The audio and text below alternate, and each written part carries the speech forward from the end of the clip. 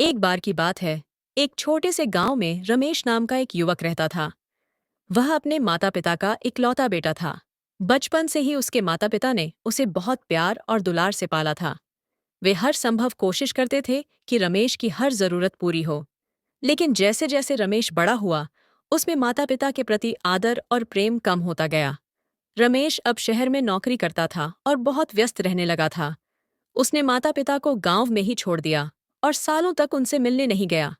उसके माता पिता हर रोज उसकी राह तकते, लेकिन रमेश कभी वापस नहीं आया। एक दिन रमेश के पिता गंभीर रूप से बीमार हो गए। माँ ने उसे बहुत बार फोन किया, लेकिन उसने कोई ध्यान नहीं दिया। उसने सोचा कि यह सब फालतू की चिंता है।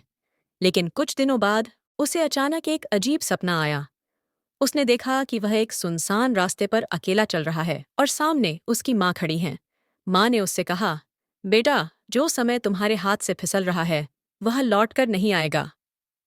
सपना इतना सजीव था कि रमेश की आंख खुलते ही उसे बेचैनी होने लगी।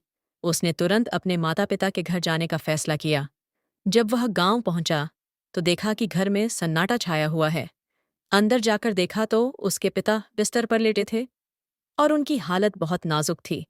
माँ ने उसे देखकर आंसू भरी आंखों से कहा, बेटा, तुम आ गए। तुम्हारे पिताजी सिर्फ तुम्हारा इंतजार कर रहे थे। रमेश को अपनी गलती का एहसास हुआ। उसने पिता का हाथ थाम लिया और उनसे माफी मांगी।